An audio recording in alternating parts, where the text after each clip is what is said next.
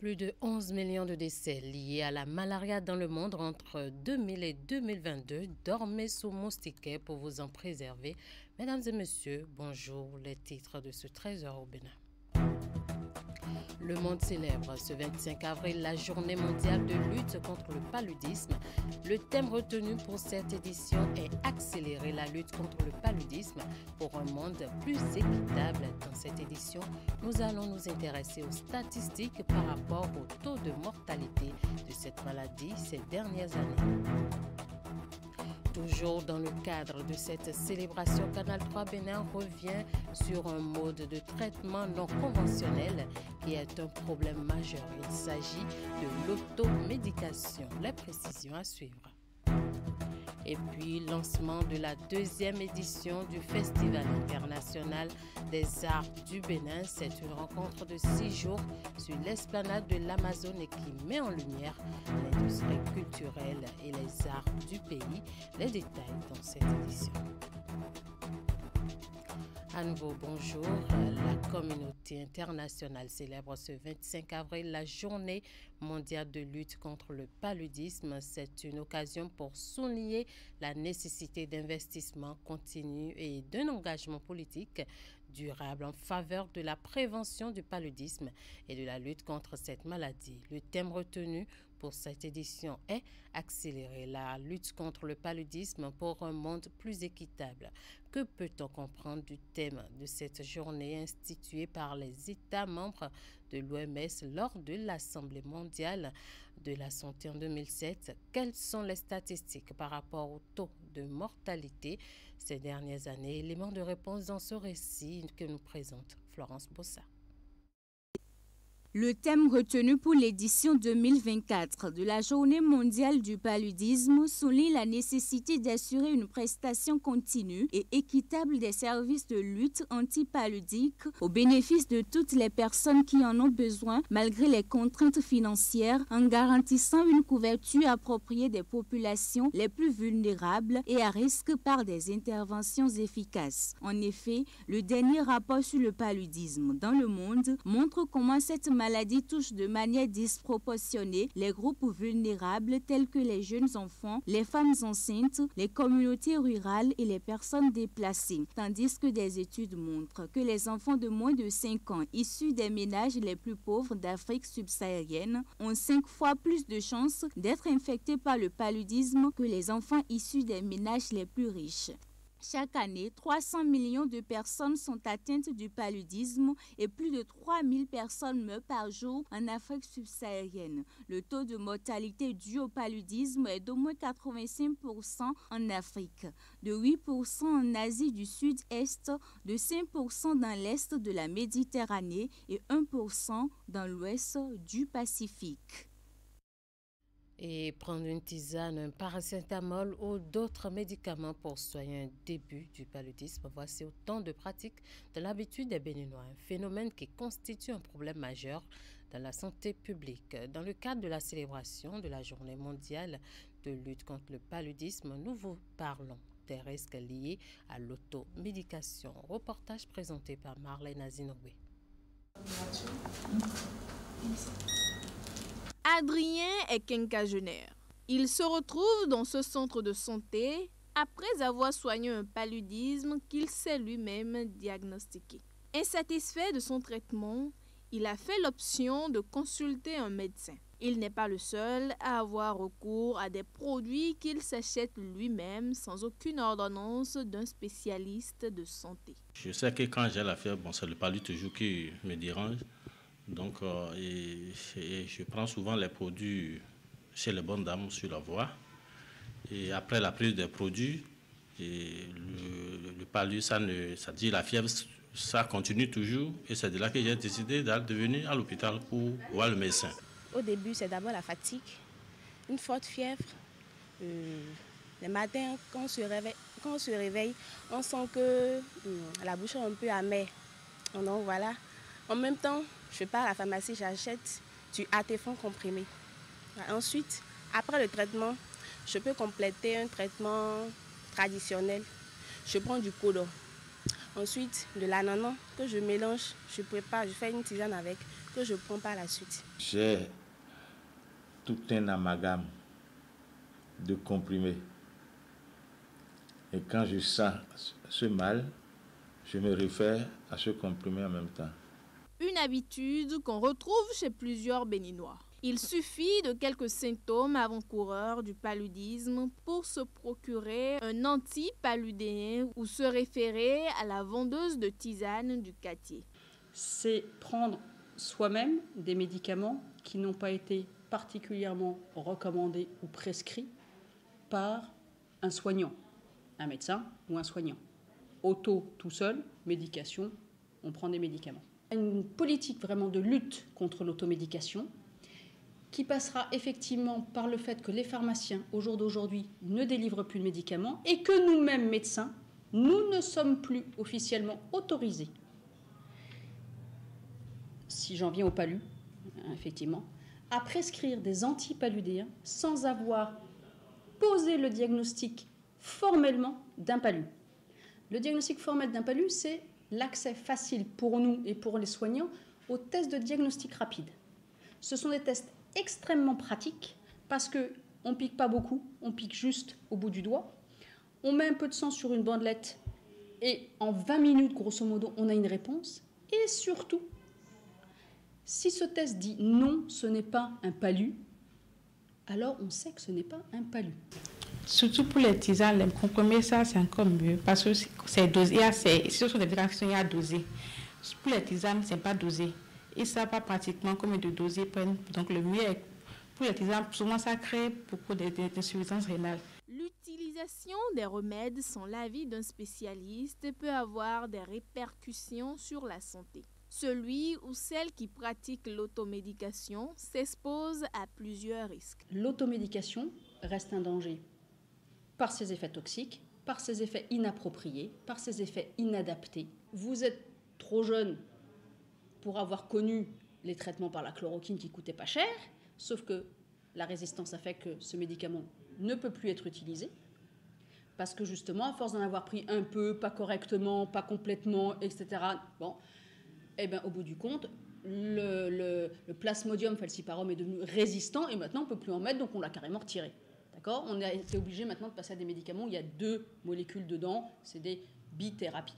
Mais donc, la résistance à l'échelle environnementale, écologique, mondiale est très importante parce que quand on n'aura plus nos médicaments actuels, il faudra bien qu'il y ait des laboratoires qui en aient fabriqué d'autres et dans ces cas, probablement avec un coût supérieur.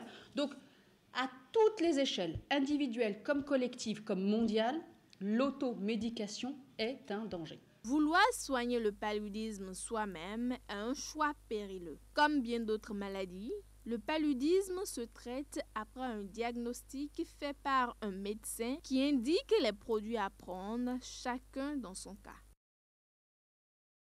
Et toujours parlant de cette maladie transmise par le moustique anophèle, le ministre de la Santé, Benjamin Humpatin, s'est prononcé sur le niveau du Bénin en matière de lutte. Il a également abordé la question de l'introduction des vaccins. C'était sur l'émission Zone Franche. Suivez un extrait de ses propos.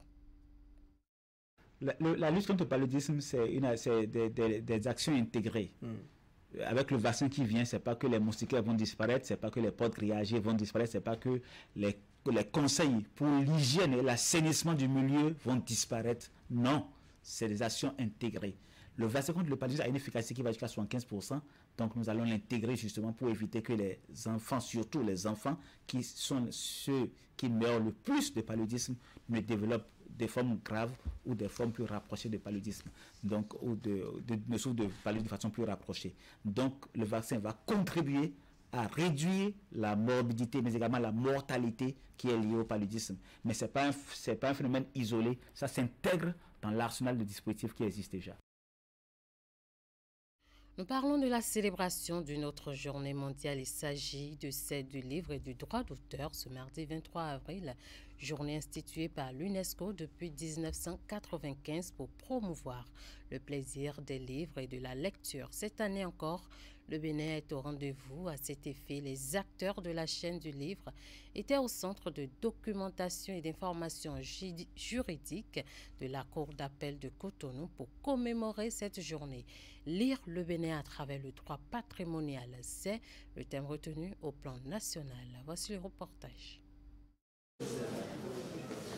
Le 23 avril est la date retenue par l'UNESCO depuis 1995 pour célébrer la Journée mondiale du livre et du droit d'auteur. Au Bénin, l'événement a été marqué par le Centre de documentation et d'information juridique de la Cour d'appel de Cotonou. Le CEDIJ a convié à l'occasion les acteurs de la chaîne du livre à commémorer la journée à travers la semaine du livre de droit. Le CEDIJ est un phare dans l'océan du savoir juridique, un lieu où les chercheurs, les étudiants, les professionnels du droit et le grand public peuvent trouver les ressources nécessaires pour comprendre et naviguer dans le monde complexe du droit. Mais aujourd'hui, nous sommes confrontés à un défi. Comment faire connaître ce trésor de connaissances à ceux qui en ont le plus besoin? Comment rendre le CEDIJ plus visible? C'est dans ce contexte que nous avons imaginé la semaine du livre de droit. Le thème retenu pour la célébration de l'édition 2024 de la Journée du livre et du droit d'auteur est « Lis notre monde ». Parallèlement à cette thématique, le Bénin a choisi une autre pour marquer l'événement. Les réflexions sont assez autour du thème « Lis le Bénin à travers le droit patrimonial ». Le droit patrimonial concerne tous les citoyens. Il est d'une impérieuse nécessité pour le citoyen de s'informer sur ses droits et devoirs dans la société. Les acteurs du secteur de la justice ont compris l'importance des livres et de la bibliothèque, ce qui justifie bien la mission du Centre de documentation et d'information juridique. Le gouvernement du président Talon a clairement affiché sa volonté d'engager des réformes majeures pour impulser une nouvelle ère dans le secteur de la justice. Le droit peut être dit sans faire référence à des documents. La justice aujourd'hui a besoin des acteurs cultivés qui se ressourcent continuellement dans leur parcours. Le Centre de documentation et d'information juridique est une référence en la matière. La semaine du livre, du droit, initiée pour célébrer la Journée mondiale du livre et du droit d'auteur, est une occasion pour le Centre de documentation et d'information juridique pour mettre en lumière les ressources documentaires dont il dispose et présenter ses services au public. Cette semaine est également dédiée à l'information sur les outils de recherche et à la promotion des livres d'auteurs béninois. Et je le disais en titre, la deuxième édition du Festival international des arts du Bénin est lancée depuis ce mardi 23 avril 2024 à Cotonou. C'est une rencontre de 6 jours qu'abrite l'esplanade de l'Amazone. Elle met en lumière l'industrie culturelle et les arts du Bénin au programme. Des défilés, des rencontres intellectuelles, des défilés de mode, concerts et bien d'autres programmes riche en couleurs. La rencontre a mobilisé plusieurs acteurs du Bénin et d'ailleurs Ingrid Day et Elvis Tonocoin nous font le point de la cérémonie de lancement. Le rideau s'ouvre une fois encore sur le Festival international des arts du Bénin qui a sa deuxième édition. Ce grand rendez-vous qui valorise l'agenda culturel du pays mobilise ici sur l'esplanade de l'Amazone les amoureux des arts venus de plusieurs horizons. Cette édition consacre des talents émergents dans tous les domaines d'art.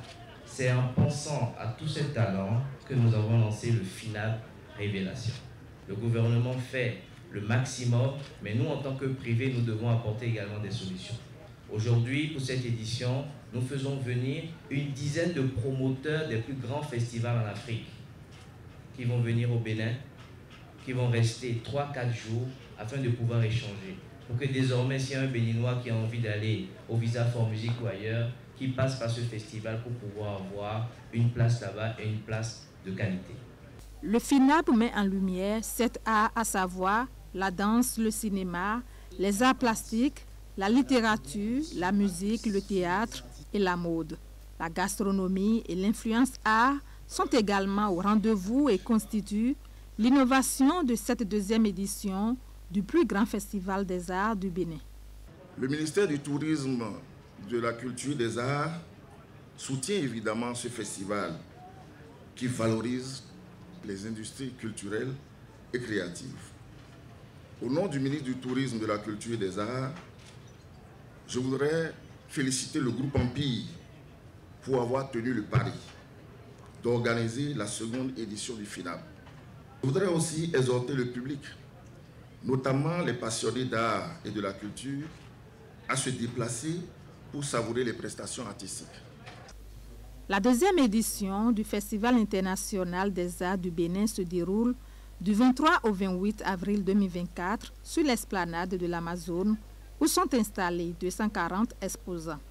Au menu, des masterclass, conférences et panels, des talk shows, des concerts découvertes des jeux, un défilé de mode et bien d'autres programmes très alléchants. Le tout, agrémenté par la gastronomie béninoise, sont associés à cet événement plusieurs partenaires dont la Société béninoise de brasserie. C'est un exercice auquel ils se sont prêtés dans la matinée de ce mercredi 24 avril 2024, dresser le bilan des actions du gouvernement menées au profit des populations des 13 arrondissements de Cotonou. Il s'agit des élus municipaux et locaux du littoral en présence du maire Luc Setonji-Atroko et de ses adjoints. Ils ont réaffirmé tout leur soutien au chef de l'État, Patrice Talon. Teddy Goudalo et Jocelyn Barrega pour plus de détails. Ils se sont mobilisés pour reconnaître les mérites et surtout dresser le bilan de 8 années de gestion du président Patrice Talon.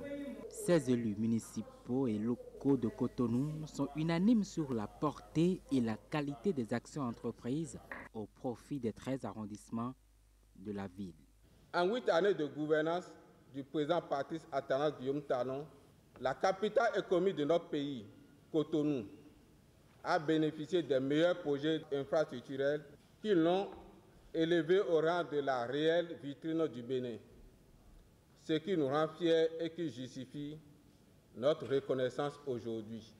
Du projet asphaltage en passant par la construction et la modernisation des marchés secondaires de Cotonou, la corniche de 12 km, le boulevard de la Marina, la place de l'Amazone, le jardin Mathieu, la statue Bioguera, à la mise aux normes de l'aéroport international Cardinal Bernardin-Ganty, la liste n'est pas exhaustive.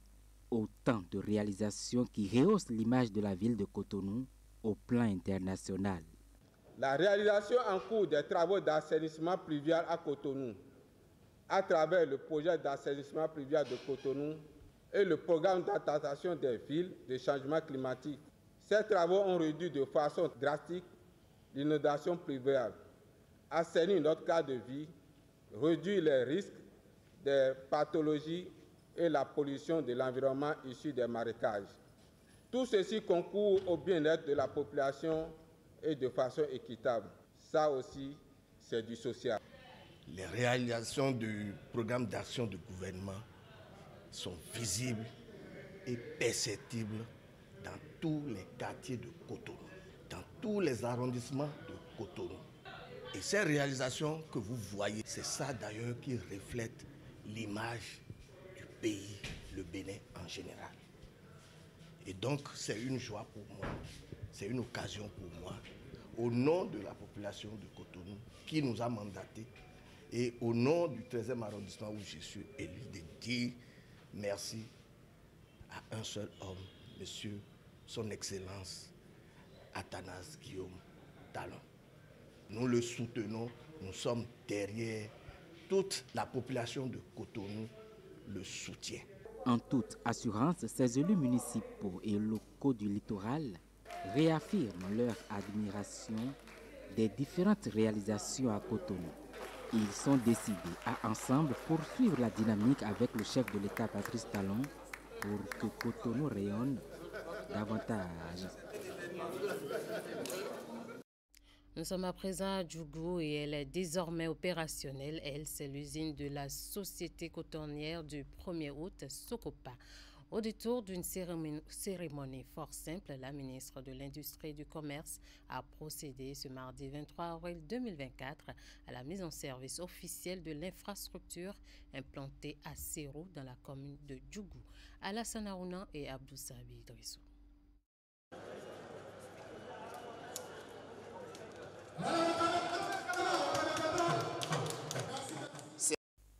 Le thème retenu pour les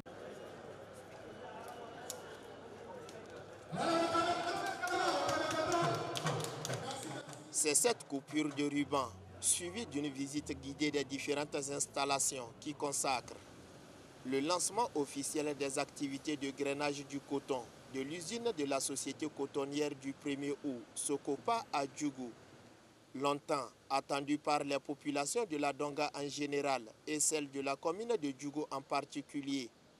La mise en service officielle de cette usine est effective grâce au président Patrice Talon qui a donné un coup d'accélérateur afin que les travaux d'implantation de cette usine s'achèvent à temps. Notre bébé est né et nous avons une fois encore la preuve que pour le président Patrice Talon, cette promesse était un engagement à tenir. De sorte que, même si beaucoup avaient fini par croire que l'usine ne verrait plus le jour, lui n'a jamais cessé d'y penser, d'y travailler, convaincu qu'elle fera la fierté de Djougou et procurera de l'emploi aux jeunes de la commune en priorité. Le lancement de cette usine témoigne de notre engagement pour le développement durable et la création d'emplois. Il y a lieu de souligner qu'à chaque campagne, l'usine emploiera au minimum 150 jeunes saisonniers. L'implantation de cette usine de grainage marque inéluctablement une avancée remarquable dans la stratégie visant à valoriser les ressources naturelles par la transformation sur place et à rendre le secteur agricole plus dynamique et pourvoyeur de devises pour l'économie nationale. À cette cérémonie, les assurances du président du conseil d'administration de la Socopa. Nous vous rassurons de notre disponibilité à accompagner le développement socio-économique de Djougou en assumant pleinement notre responsabilité sociétale, tout en rappelant que notre usine est prête à égrener 25 000 tonnes dès le 1er octobre 2024. À travers la mise en service de l'infrastructure, Djougou entre ainsi dans la famille des villes industrielles du pays. La mise en service de cette usine donne à coup sûr une certaine fierté aux populations de la Donga, en général, et celle de la commune de Djougou en particulier. Je voudrais particulièrement remercier le gouvernement de la République du Bénin et à travers le gouvernement, notre sœur, Madame la ministre de l'Industrie et du Commerce. Cette usine est conçue suivant des normes technologiques standards, protectrices de l'environnement. C'est pour renforcer son impact environnemental que des jeunes plants ont été mis en terre autour du site. Et voilà qui boucle cette édition. Merci de nous avoir suivis et merci à toute l'équipe de rédaction, de réalisation et de diffusion. Bon appétit à tous.